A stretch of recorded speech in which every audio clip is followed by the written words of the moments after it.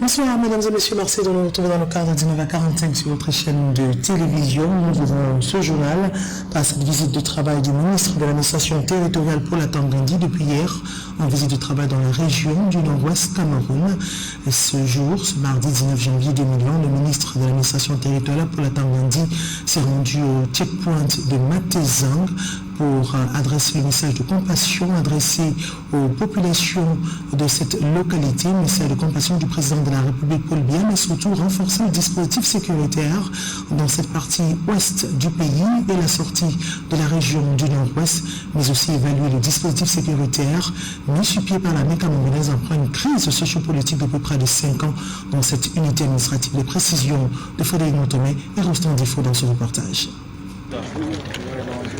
Accompagné des gouverneurs des régions de l'Ouest et du Nord-Ouest du Cameroun et des forces de défense et de sécurité, le ministre de l'administration territoriale s'est rendu ce mardi au checkpoint de Matazem, attaqué il y a quelques jours par des rebelles sécessionnistes, avec à la clé 6 morts sur le carreau. C'est ici que les forces de défense ont été attaquées.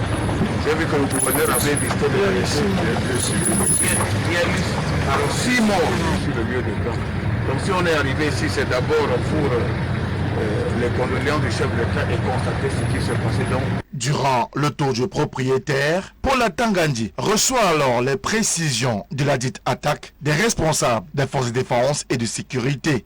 Ce qui a également favorisé l'infiltration de ces gendarmes, c'est le fait de l'existence même de cette maison où il y avait beaucoup de petits commerces.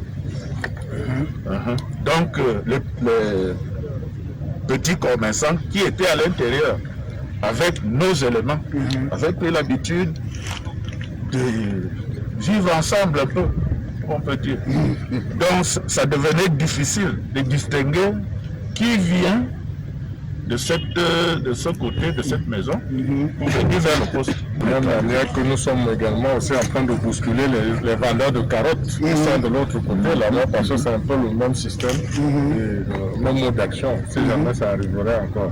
Les informations ainsi rendues publiques, évoquées également lors de la réunion de sécurité, ont permis au ministre de l'administration territoriale de renforcer le dispositif sécuritaire autour de ce checkpoint, porte de sortie de l'Ouest, mais aussi d'entrée de la région du Nord-Ouest. Nous avons retenu les suggestions des responsables de forces de défense et des autorités administratives qui pensent que dans les checkpoints, il faut qu'il y ait des zones tampons de part et d'autre. Le périmètre de sécurité vous permet d'identifier l'ennemi à distance et de le neutraliser avant qu'il ne s'approche de là où vous êtes.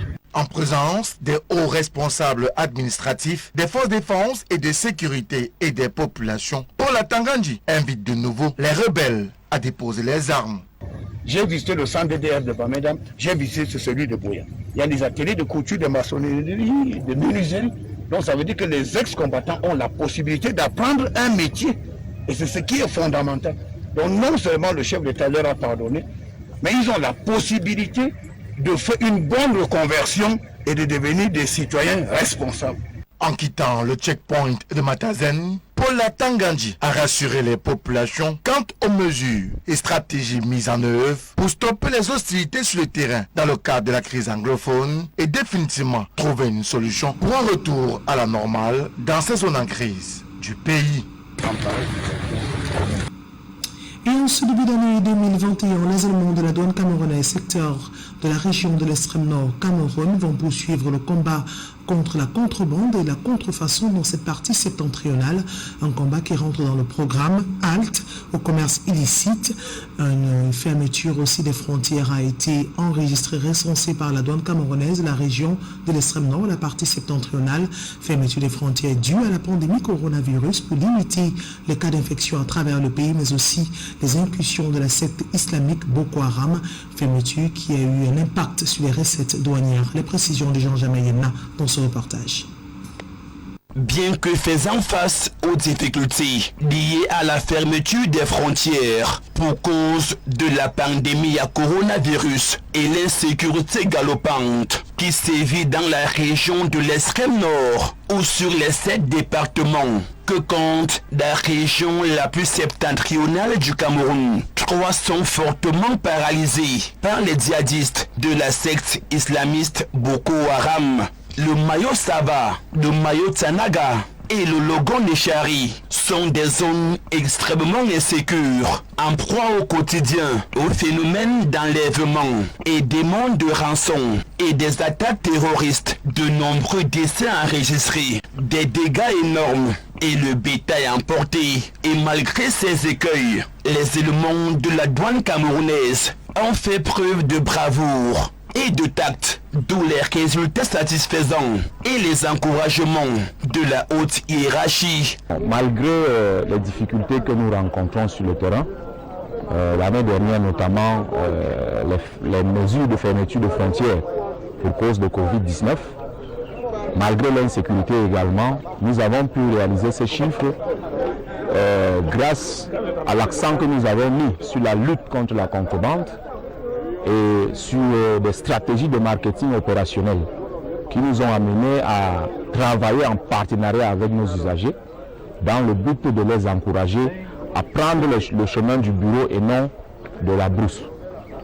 Et en ce début d'année, un accent particulier sera davantage mis sur les opérations de lutte contre les trafics illicites, notamment la contrebande et la contrefaçon, dans le cadre de la mission spéciale Alcomi, entendez, halte au commerce illicite.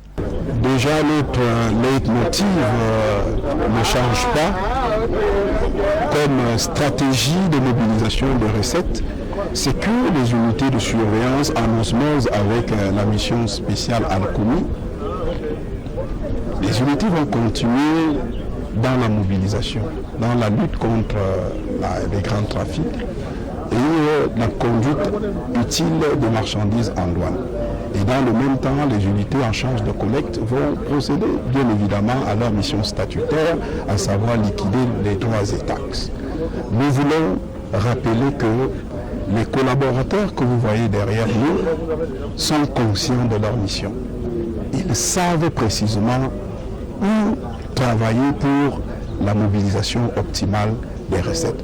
Donc nous ouvrons l'année avec une note d'espoir, étant entendu que figurez-vous un temps soit peu. Donc je fais bien confiance à mes collaborateurs, je fais confiance à leur démarche managériale, à leur stratégie opérationnelle pour la mobilisation optimale des recettes. Et c'est à ce prix et aux grandes orientations que ces éléments de la douane, secteur de l'extrême nord Cameroun, pourront conduire à l'amélioration des performances et d'atteindre les résultats escomptés. Et toujours dans la région de l'extrême nord Cameroun, cette fois-ci dans son chef-lieu, la ville de Maroua, pas d'immunité pour le tout premier président du conseil régional.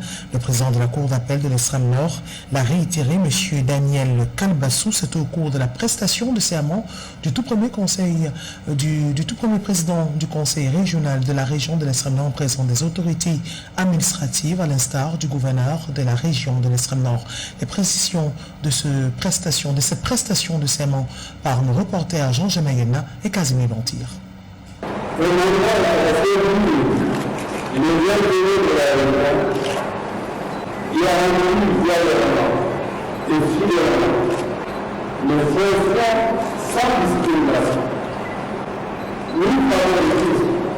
Après cet engagement officiel et solennel, pris devant Dieu et les hommes, sis à la salle d'audience de la cour d'appel de l'extrême nord, il ne reste qu'au tout premier président du conseil régional de l'extrême nord de remplir loyalement et fidèlement ses nouvelles fonctions, sans discrimination aucune.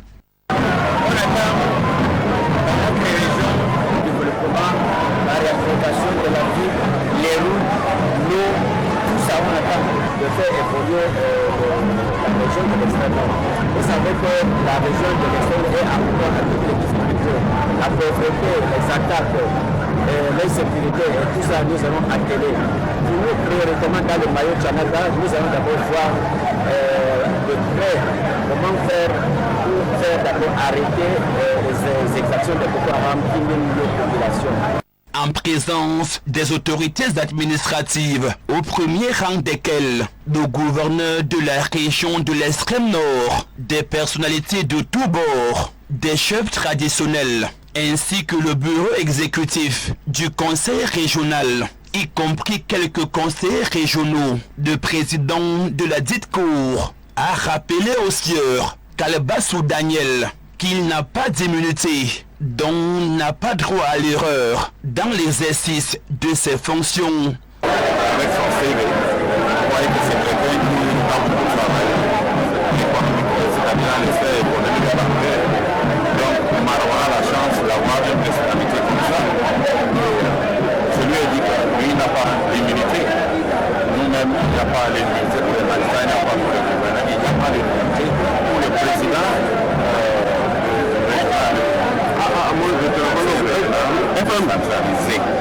Donc, chaque activité sera regardée par nous.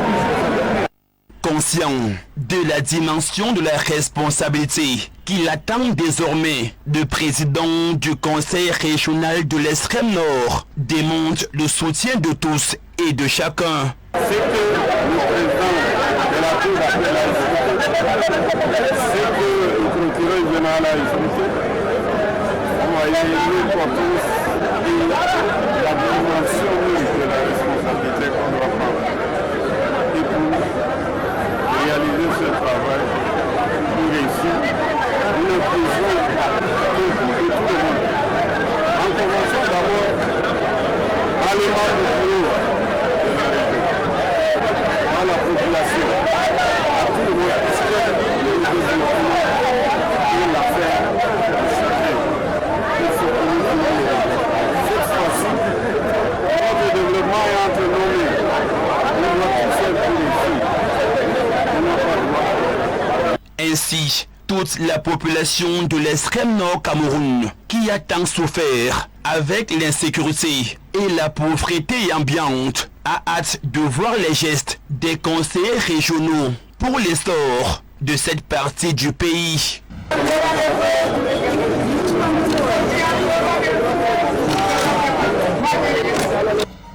Et rendons-nous à présent dans la région de l'Ouest Cameroun. Dans la ville de Bafoussam a eu lieu la cérémonie de passation de commandement entre les préfets sortants et entrants du département de la MIFI.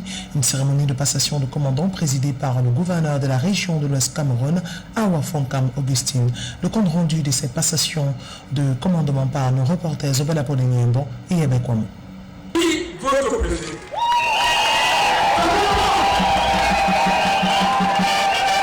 Koumbout Aman David, administrateur civil principal, est le désormais préfet du département de la MIFI. En l'installant officiellement dans ses fonctions, Awa Fonka Augustine, gouverneur de la région de l'Ouest, lui a demandé de rester objectif, légaliste et inflexible dans l'accomplissement de ses missions avant de lui dérouler une feuille de route qui lui servira de boussole pendant son séjour à la tête du département de la MIFI. Le département de la MIFI s'apprête pour accueillir la CAN 2022.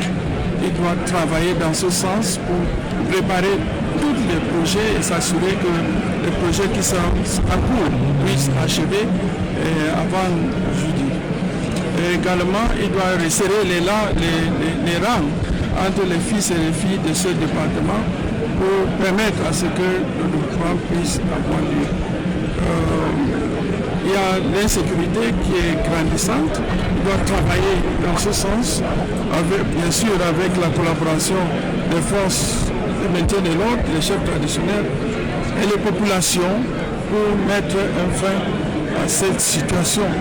Bien sûr, les populations ont besoin de l'encadrement pour permettre leur développement. Le tout nouveau préfet de pouvoir compter sur la collaboration de tous pour atteindre ses objectifs. C'est le défi de tous les jours. Je compte avec l'appui des populations, l'appui de la hiérarchie et également le plan de pouvoir intervenir. Également sur le plan économique, le grand chantier, il faut suivre les chantiers structurants. Je vois que nous allons nous y mettre pour mériter la confiance renouvelée dans le plan du chantier. Avant d'occuper ce nouveau poste, Koulbout Aman David a été préfet du département du Gaïlobo dans la région du Sud. Il remplace à ce poste de responsabilité le préfet Chaïbou, muté dans le département du Mayo-Kani, dans la région de l'extrême nord. Bien avant cette cérémonie de prise de commandement, l'on a eu droit à la remise des distinctions honorifiques de la chancellerie au titre du 20 mai 2020 dans les ordres nationaux de la valeur, du mérite camerounais, du mérite agricole et de la force publique dont les grades d'officier et de chevalier. Et c'est par un défilé militaire que cette cérémonie très courue s'est achevée.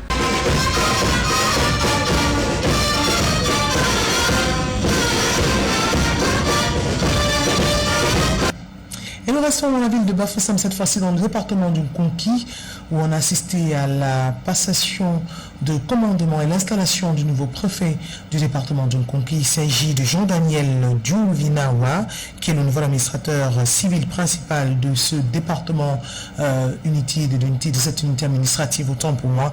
Et la cérémonie a été présidée par le gouverneur de la région de l'Ouest Cameroun, Awa Fonkam Augustine, à la place des fêtes de la commune de Pété-Banjoul. Les précisions de Patrick Wagnon et Eben Kwame dans ce reportage.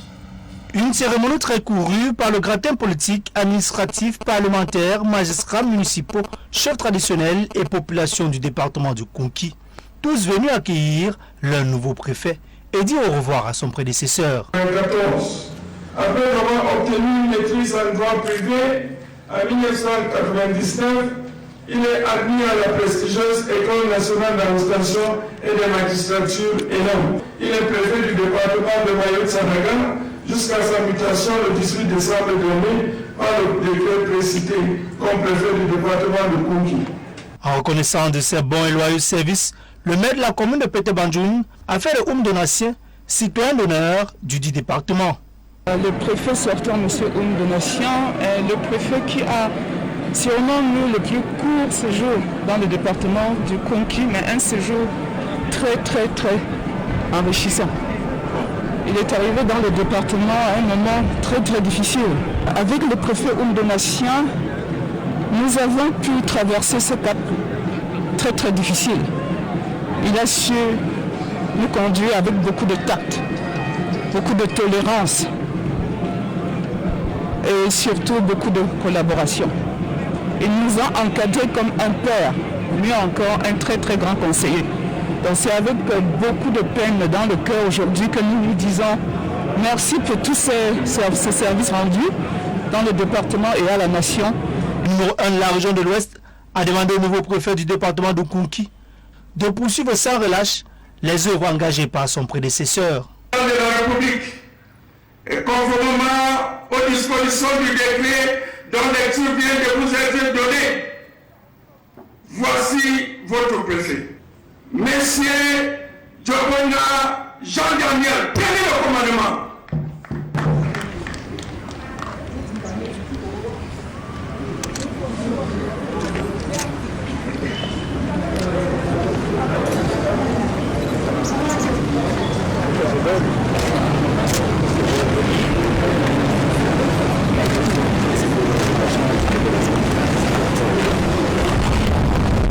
On connaît le département de Konki comme un département qui est en quête de développement, là où un département qui regorge la paix, la sécurité, la sérénité et la tranquillité.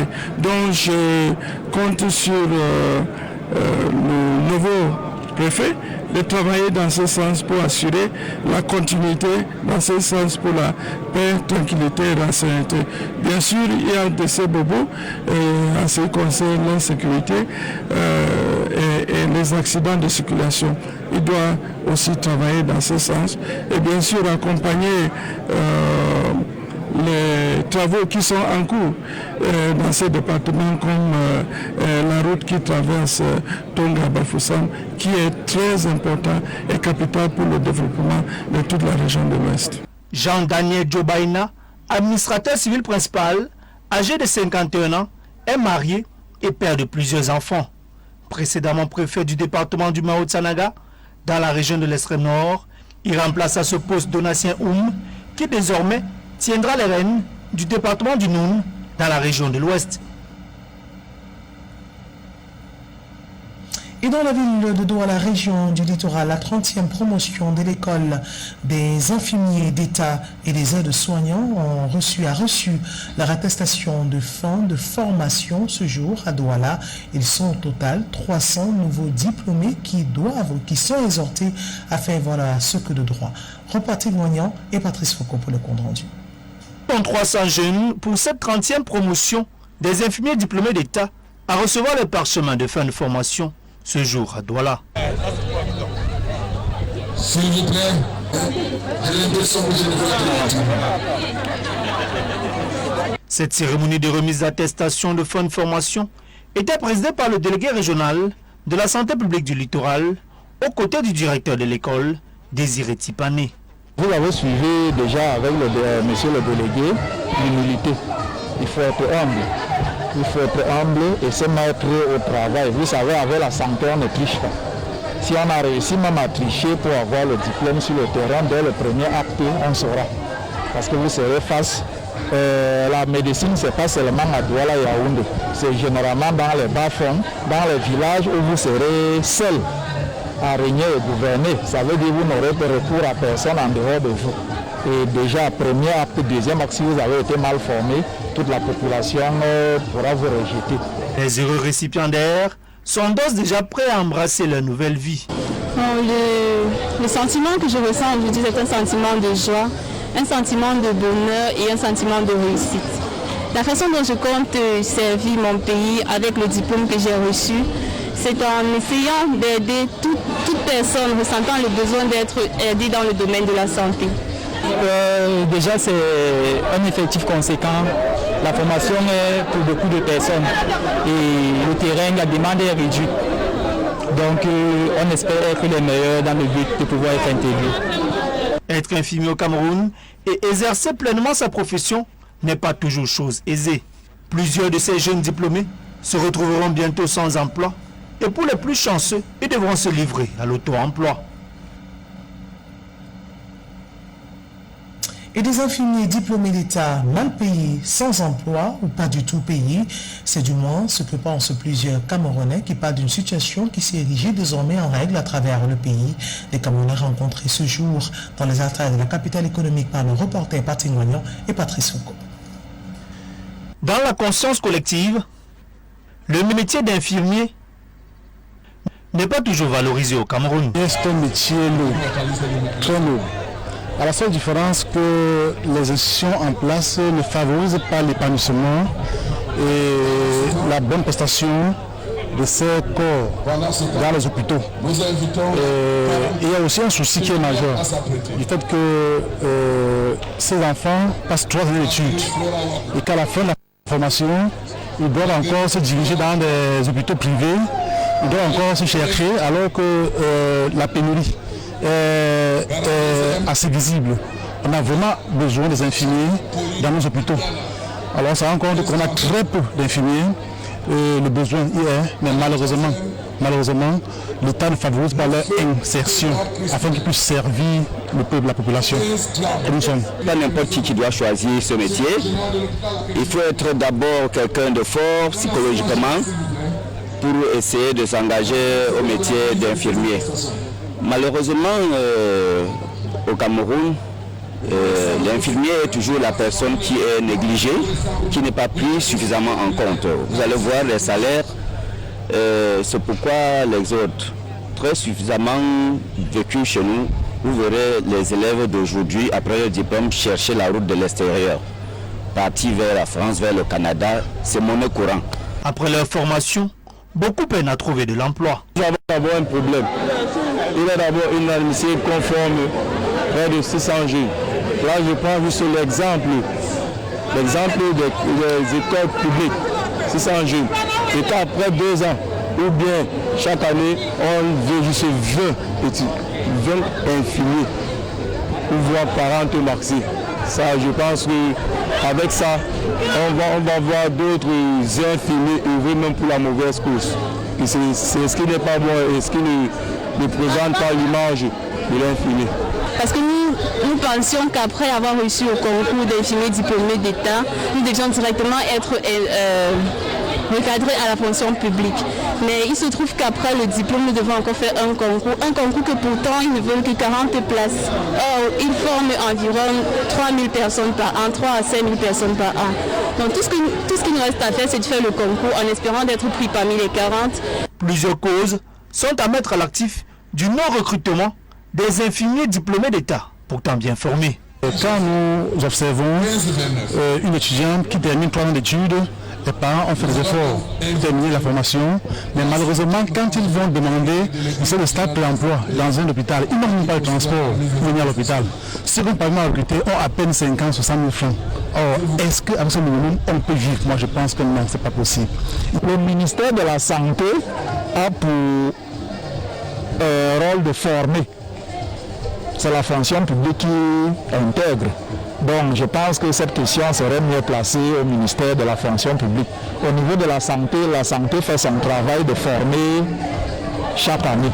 Au demeurant, le statut d'infirmier demeure une fonction noble qu'il urge de valoriser. Et une autre actualité, malheureusement, qui a été à la une ce mardi 19 janvier 2021, c'est les accidents de la circulation enregistrés ce jour sur nos axes routiers, notamment dans la ville de Bafoussam, à l'ouest Cameroun. Le pire a été évité dans la localité de Kongmini, dans l'arrondissement de l'Olako, département du Mungo, région du littoral, et de Matom, dans l'Union, et que les décès, plusieurs décès enregistrés et de nombreux blessés graves. Un bilan dressé par notre reporter Jean Jamayena. Journée sanglante du mardi 19 janvier 2021 sur certains axes routiers au Cameroun. Si le drame a été évité au niveau de la descente de Bafoussam par un bus de transport interurbain qui est parti de la ville de Douala pour Fumban dans le département du Noun, région de l'Ouest, où le chauffeur, après avoir perdu son système de freinage, évitant la chute dans un ravin, a basculé le véhicule vers la droite, où plusieurs blessés graves ont été enregistrés. Toujours sur cette même nationale numéro 5, axe lourd, Douala Bafoussam, cette fois dans la localité de Nkongnyini, arrondissement du Lonako, dans le Mungo. Ce sont 3 élèves à bord d'une moto qui ont été brutalement fauchés par ce minibus de transport en commun de retour de Nkonsamba pour le dépôt des dossiers des examens. L'engin à 2 roues s'est retrouvé nez à nez avec ce véhicule. Un choc frontal qui a coûté la vie à l'un des 3 élèves et les 2 autres blessés gravement. Et le pire de cette journée sanglante du mardi s'est produit cet après-midi, juste après la localité de Matom, sur la nationale numéro 3, axe lourd, Douala Yaoundé. Sur le carreau, le bilan humain est lourd, plusieurs morts, allongés sur le macadam.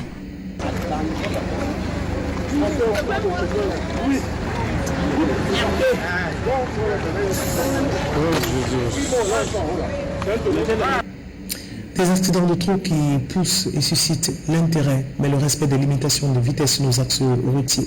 Et à présent, on s'intéresse au dossier de la rédaction. Depuis quelques jours, notre reporter Charles Fils s'intéresse à ces événements, ces faits inédits autour de l'organisation du CHAN, le championnat d'Afrique des Nations. Et cette fois-ci, on parle des habitudes particulières au Cameroun, notamment l'incivisme et autres qui s'invitent à cette belle fête du football africain. On parle de délestage, incivisme et autres constatés tout au long qui ont un impact et qui empêchent sur cette compétition. C'est un reportage que signe Charles Fils Elangé. Incivisme, délestage et embouteillage, voilà quelques réalités qui réussissent à se démarquer durant l'évolution du championnat d'Afrique des Nations. Ce qui pourrait pousser à l'interrogation de savoir si le Cameroun ou le Camerounais était prêt à accueillir ce championnat qui met sous les feux de projecteurs le pays. Je pense que par rapport à la situation de ce pays-ci, je peux dire que le Cameroun n'était pas vraiment prêt pour la Tchad. Parce que je vois qu'on n'est pas vraiment prêt. Regardez les embouteillages en route. Et hier, il y a eu des retards au stade, même si c'était comment tout devait être de joie pour ce genre de trucs. Ça ne devait même pas nous arriver. Vraiment, c'est comment ça peut pas être le pays. Eux même sont sur le téléphone, dans le volant de la voiture. Donc, moi je pense qu'il faut beaucoup de travail pour les Camerounais. Le grand bouchon survenu 24 heures avant, ici à l'avenue de Gaulle à Douala, reste inédit, mais cela ne relèverait-il pas seulement d'une affaire de convoi des équipes? La réponse semble se trouver sur l'irresponsabilité de certains usagers qui refusent de respecter la priorité. Je pense qu'il y a toute une unité qui s'occupe de la voie publique au Cameroun, qui a vocation régionale, donc le développement régional de la voie publique, qui est en train de faire des pieds et des mains pour qu'il y ait des couloirs et des corridors en cas de passage d'un convoi. Maintenant, si un Camerounais lui décide que pourquoi est-ce qu'on a mis ça et que moi on me demande de contourner, il s'engage dans un corridor fermé, forcément ça peut entraîner une situation très confuse où on va toujours mettre au dos de tout le Cameroun et de cela, alors que quelqu'un fait ça sciemment. Nous pensons qu'il faut juste que les gens comprennent que le pays est gouverné et que les dispositions prises pour tout le monde doivent être respectées. S'il y a une voie de contournement, essayons de la respecter. Quand on dit au camion, ne roulez pas de telle heure à telle heure, c'est pas parce qu'on ne veut pas que les camions roulent, mais c'est parce que les dispositions qui sont prises veulent que, parce qu'il y a une situation particulière, il y ait des mesures particulières. Par ailleurs, l'implication de nos autorités est interpellée surtout sur le plan de la communication quasi inexistante autour du déroulé du CHAN. Ce mardi par exemple, les occupants du carrefour Ndokoti ont été surpris par le convoi des arbitres qui se rendaient dans leur hôtel après leur séance d'entraînement. Chose qu'on aurait pu éviter si une communication sur le trajet et les itinéraires des convois, des équipes et officiels étaient faite. En espérant que les populations ne vivront pas seulement les revers de ce championnat, puisqu'une vie avant, après et pendant le CHAN demeure. Il serait impératif de rectifier le tir afin de mieux célébrer cette fête du football qui porte les couleurs camerounaises. Et concernant le championnat d'Afrique des Nations 2020 organisé par le Cameroun, le ministre de l'Espoir de l'Éducation physique, le professeur Narcisse Moelle-Kombi, appelle à plus de responsabilités dans les stades. Ceci, à la sortie de Narcisse Moelle-Kombi, fait suite aux actes d'incivisme affichés par les supporters dans les différents stades, notamment le stade de Japoma à Douala et le stade de la Réunification, ainsi que celui de Yaoundé, le stade Amadou Aïdjo de Yaoundé. Zobel Apolloniembo.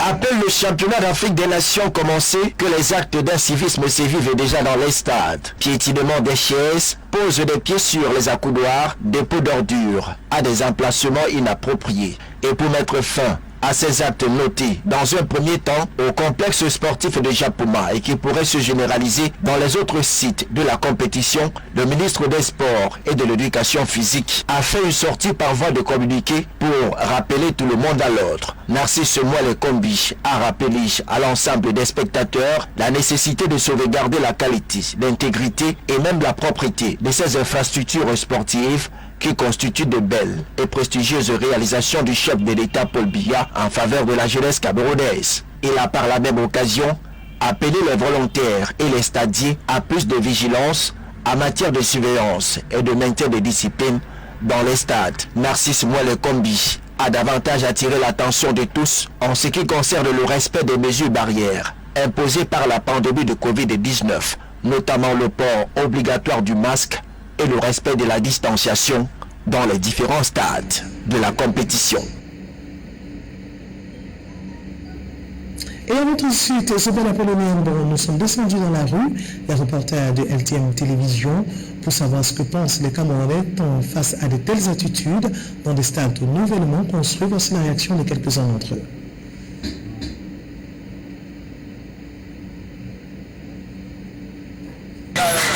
C'est un homme qu'on doit normalement civiliser. À son âge, il ne doit pas se comporter comme ça. Ça, c'est le comportement franchement de l'âge.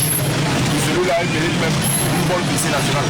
Parce qu'on peut avoir un bon bisou comme ça, une histoire comme ça, bien prendre ses bisous, je sais pas là. Tu as vu ça? C'est pas facile. C'est pas bien. Le Cameroun doit apprendre à civiliser les gens. Les gens doivent être civilisés. On ne peut pas avoir un bisou comme ça. Les gens viennent se faire garder du poche. J'aime veiller sur ce stade de Yassa, de mettre les gardiens jour et nuit. Sinon, beaucoup des Nangabou quand même sont de ce côté, les étrangers sont de ce côté. Puis je vois que vraiment, la fois passée, ils ont même rappelé.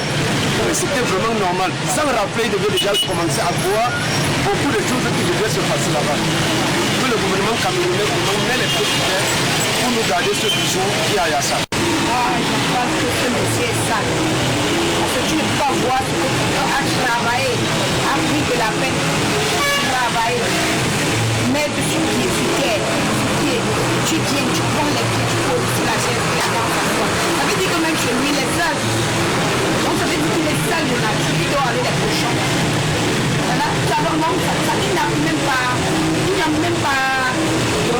la limite pour lui donner l'autre, là il dort avec les cochons. Si le monsieur nous met comme ça, il était sous, il s'est comporté comme ça parce que tu peux imaginer que quelqu'un qui arrive à quelque chose qui est beau, joli comme tout le monde a dit, tu arrives, tu peux le pied sur c'est un endroit que ça ne se comporte pas.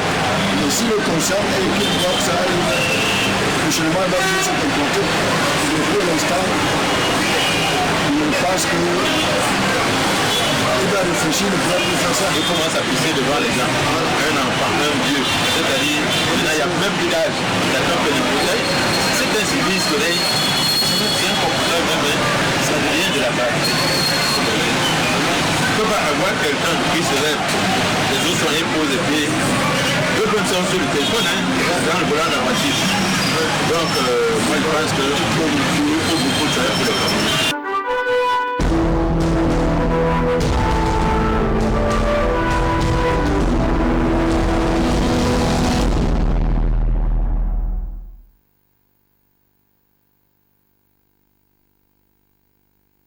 Investiture de Joe Biden, dernière journée présidentielle pour Donald Trump. France 24.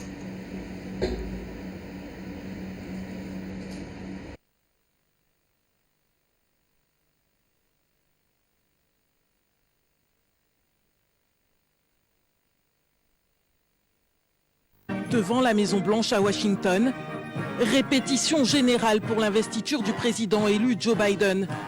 Mais dans l'arrière-cour, l'ambiance est tout autre, avec un balai incessant de camions de déménagement. Des dizaines de cartons sont chargés. Donald Trump et sa femme quittent le palais présidentiel. Mais avant, Melania Trump a adressé un message d'adieu sur Twitter au peuple américain. Soyez patient dans tout ce que vous faites, mais rappelez-vous toujours que la violence n'est pas une réponse et n'est jamais justifiée. Une référence directe à l'assaut meurtrier du Capitole. Pour son dernier jour de mandat à la Maison-Blanche, Donald Trump pourrait gracier une centaine de personnes. Demain, le couple présidentiel s'envolera direction sa résidence de Floride. Donald Trump est le premier président sortant à ne pas vouloir assister à la prestation de serment de son successeur depuis plus de 150 ans. Et c'est avec cette information que nous refermons ce journal télévisé, édition 19h45 sur votre chaîne de télévision LTM. Retrouvez l'actualité ce mercredi à 7h45 dans le cadre de la matinale, à 13h le journal de la mi-journée, une présentation de Paty Ngouagnan, 17h30 le journal en langue anglaise par Belvian Entité. On se donne rendez-vous ce mercredi à 19h45 pour le grand format de l'édition de l'information. Dans quelques instants, votre émission Tout au clair, présentée par Frédéric Motomé. Au revoir à tous.